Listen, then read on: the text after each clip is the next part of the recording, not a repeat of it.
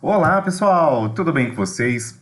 Aqui é o professor Wesley e essa é a nossa quarta aula do curso de Bacteriologia Clínica e nessa videoaula nós continuaremos e finalizaremos a nossa discussão acerca dos cocos gram-positivos. Em específico, nessa aula eu quero falar com vocês aqui sobre Streptococcus. Então, diante disso, eu quero trazer para vocês que quando se discute acerca de Streptococcus, nós temos que ter em mente que tem uma relevância clínica muito importante, dado que são cocos gram-positivos, apresentam-se aqui sob forma de colônias lineares, são negativos para a catalase, podem ser aeróbicos e anaeróbicos facultativos, isto é, eles podem sobreviver aqui na presença de gás oxigênio e, eventualmente, conseguem sobreviver também na ausência de gás oxigênio. São bactérias imóveis, não formam esporos e fazem parte aqui da microbiota, tanto da boca quanto da pele, intestino e também do trato respiratório superior. Posto isto, é importante nós ainda destacarmos que quando se comenta sobre Streptococcus, a gente consegue classificá-los quanto ao seu grau de hemólise, ou seja, qual que é a capacidade de fazer quebra aqui de hemácias. Então eles podem ser total ou beta hemolíticos, isto é, quando você tem aqui Streptococcus pyogenes, eles conseguem formar um halo branco aqui ao redor da bactéria, são parcial ou alfa hemolíticos, isto é, quando você tem aqui Streptococcus pneumoniae, ele forma um halo esverdeado ao redor da bactéria, ou não hemolítico ou gama hemolítico, que é positivo aqui para Streptococcus viridans ou Enterococcus e, por consequência, não formam halos. Então, de maneira muito simplificada, nós temos aqui três classificações. Nós temos os beta-hemolíticos, quando eles formam um halo branco ao redor da bactéria. Eles são alfa-hemolíticos, quando eles formam halos esverdeados, aqui geralmente associado com Streptococcus pneumoniae, o beta-hemolítico com Streptococcus pyogenes, e gama-hemolítico com Streptococcus viridans ou Enterococcus. Eu falei errado aqui de quebra de hemólise, mas a gente está pensando aqui no agar, tá? Perdão. Nós ainda podemos lançar mão da classificação de Lancefield, tá? Que é basicamente uma classificação que ela vai levar em conta o tipo de polissacarídeo presente na parede celular desse Streptococcus, tá? Então a gente chama isso aqui de carboidrato C.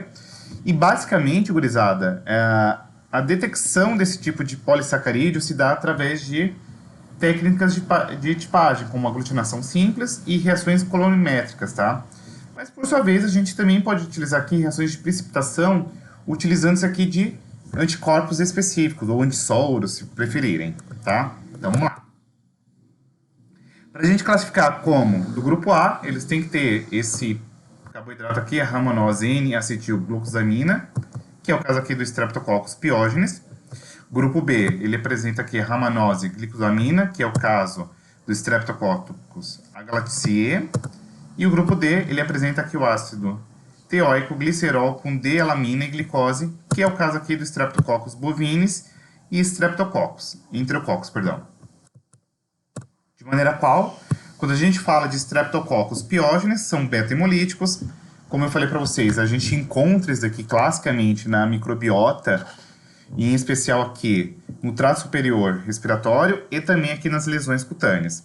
E você tem uma infinidade de doenças que eventualmente podem ser ocasionadas aqui por um desbalanço na homeostase aqui desse organismo, nessa simbiose, como faringite estreptocócica, Klebsiella ptingo, piodermitite, faceite necrosante, febre reumática e glomerulonefrite. Então vamos dar uma olhadinha, ó.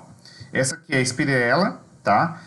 O diagnóstico clínico se dá basicamente em decorrência aqui da formação de uma placa inflamatória que se associa-se a febre, linfafagite, perdão, tá? Então você tem aqui uma inflamação dos linfonodos, adenopatia, leucocitose. E basicamente um aspecto muito importante a ser destacado a vocês é que quando a gente faz exames bacteriológicos, eles apresentam baixa sensibilidade ou uma positividade tardia, tá? E classicamente o antimicrobiano ainda escolhido aqui para o tratamento é a penicilina, tá? Então é um antibiótico aqui de referência para o tratamento de Ehrlichia. O O impetigo, tá? É uma das infecções aqui mais comuns em pele.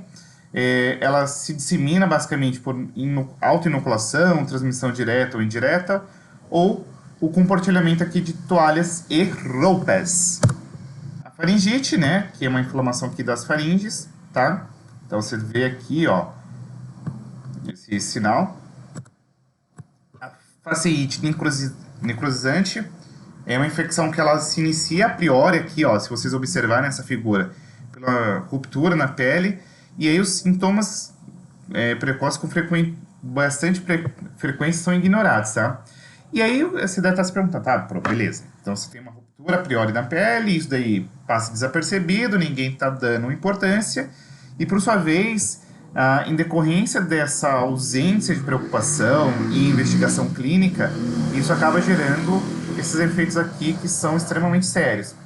E isso decorre geralmente em decorrência da exotoxina, tá? Que é justamente uma toxina que é liberada pela bactéria, que ela funciona como superantígeno, ou seja, ela funciona se superestimulando o sistema imunológico, e isso acaba por contribuir para a extensão desse dano, porque imagina, o sistema imunológico vai entender que aquilo dali é uma super infecção, e aí ele vai lançar mão de vários processos aí, sistema complemento, anticorpos, ataque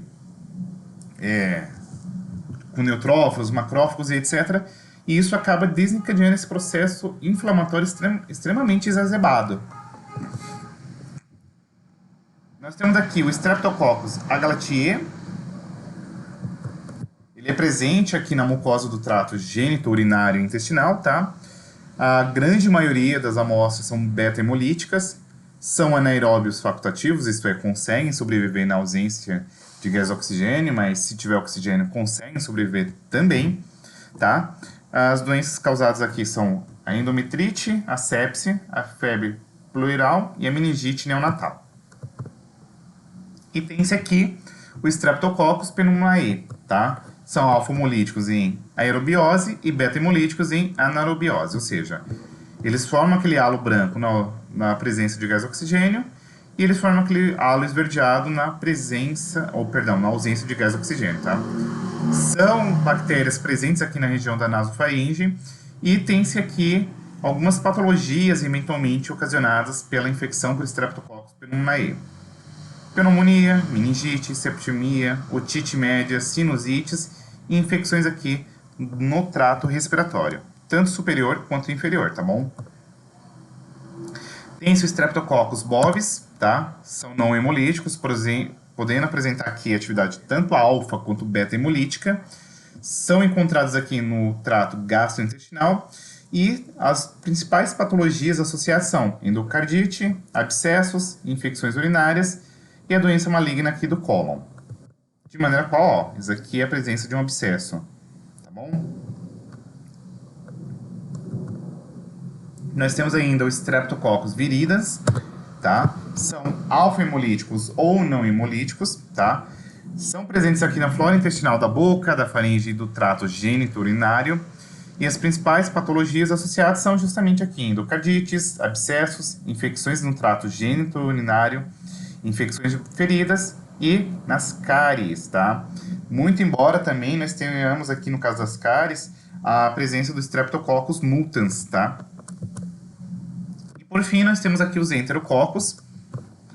Esse gênero inclui aqui o Enterococcus faecalis e o Enterococcus facium, perdão. Habitualmente são não hemolíticos, beleza? São bactérias oportunistas. E aí, nesse sentido, é importante ser destacado a vocês que estão associadas aqui como uma principal fonte de preocupação quando a gente fala de infecções hospitalares, tá? E aí, nesse sentido, eu destaco, em especial, as endocardites e infecções aqui do trato gênito-urinário, tá? E feridas cirúrgicas, tá? Um detalhe muito importante ainda sobre esses enterococos é que eles apresentam resistência plasmodial a vários antibióticos, e as principais doenças que a gente encontra aqui são infecções do trato biliar, peritonite, meningite e bacteremia aqui do recém-nascido. Então, gurizada, esse é um gênero aqui de bactérias que eu acho que seria de muito interesse vocês se atentarem, porque tem uma relevância clínica bastante significativa em decorrência aqui de várias infecções hospitalares, tá? E aí, vamos lá. Como que se dá as provas de identificação desses estreptococos? Basicamente, você tem aqui a prova da bacitracina, tá? Que é justamente o antibiótico que a gente utiliza para fazer a identificação aqui de Streptococcus pyogenes, tá? Então, você usa aqui um caldo BHI ou TSB, tá? Recém-turvado, na qual você vai fazer a semeadura em placa de agar, sangue, tá? Contendo aqui o disco de bacitracina, tá? Você incuba isso aí por cerca de 24 horas a 25 graus, sem tensão de dióxido de carbono. Ele é positivo aqui para Streptococcus pyogenes, com a formação do halo de inibição ao redor do disco, indicando sensibilidade. Então tá aqui, ó. Então, quando forma-se o halo, quer dizer que tem-se a sensibilidade, beleza? Nós temos ainda o ChemTest, tá? Então, como que se dá esse processo? Você faz uma semeadura aqui numa placa de agar-sangue, na qual você vai semear de ponta a ponta uma amostra de Staphylococcus aureus, que é produtor da beta-hemolisina, tá? E aí, perpendicularmente, ou seja, 90 graus, você faz a semeadura da bactéria ser testada, sem que haja contato direto aí com a estria de Staphylococcus aureus. Então, ó, vou mostrar aqui uma figurinha mais adiante, mas você faz uma incubação aqui a 37 graus por cerca de 24 horas. E aí, o que você vai observar? A priori, aí, a hemólise de ponta da seta indicando a interação com o fator Kemp, produzido aqui pelo Streptococcus, com a beta-hemolisina aí, da Staphylococcus aureus. E é um teste positivo aqui para Streptococcus agaletiae. Então, vamos lá. Você faz aqui uma estria de Staphylococcus aureus e, perpendicularmente, você faz aqui a semeadura desse Streptococcus assim identificado. Você incuba isso daqui a 37 graus, 24 horas, e observa se eventualmente ocorreu aqui hemólise entre a região, entre esse Streptococcus e Staphylococcus, tá bom? Olha que coisa linda, ó. Então aqui você tem a Staphylococcus e você faz a semeadura aqui dos Streptococcus para observar. Tem-se aqui até o teste da hidrólise do ipurato, tá? É um teste que a gente utiliza para fazer identificação de Streptococcus agaletiae, tá? Por quê? Somente a agaletiae produz uma enzima que hidrolisa o ipurato, tá? Fazendo com que haja aqui a formação de uma cor púrpura agorizada nesse meio de cultura após a adição aqui do cloreto férrico. Tá? Então, ó, fica dessa cor, tá? Então, isso aqui é um teste que a gente usa, é um parâmetro bioquímico para diagnóstico de Streptococcus agaletiae. Nós temos aqui o teste da optoquina, tá? Que é também um teste utilizado para identificação de Streptococcus, em específico para Streptococcus pneumoniae. Então, você usa também aqui um caldo de BHI ou TSB, e você faz a semeadura em agar-sangue com disco aqui de optoquina de 5 mg. Incuba isso aí por 24 horas a 35 graus. E aí, se eventualmente houver formação de halo, de inibição de 14 milímetros mm ou 6 mm, aqui você fala que é positivo para Streptococcus pneumoniae. Então, ó, tá aqui uma figurinha se você tem a formação desse halo, tá? Nós temos aqui também o teste da bile esculina, tá? A H-bile esculina é um meio seletivo para Streptococcus bovis e Enterococcus, tá? E aí o que tu faz? Você semeia aqui uma colônia da bactéria sem identificada nesse meio bile esculina, incuba isso aqui por 24 horas a 37 graus. Se ficar marrom escuro ou negra, esse teste é positivo, ou seja, você tem Streptococcus bovinis ou Enterococcus aqui nessa amostra, beleza? Você também tem aqui a tolerância ao cloreto de sódio, tá? É uma prova que a gente utiliza para que a gente consiga observar se esse micro-organismo consegue crescer na presença do sal. O meio mais utilizado é o BHI, tá?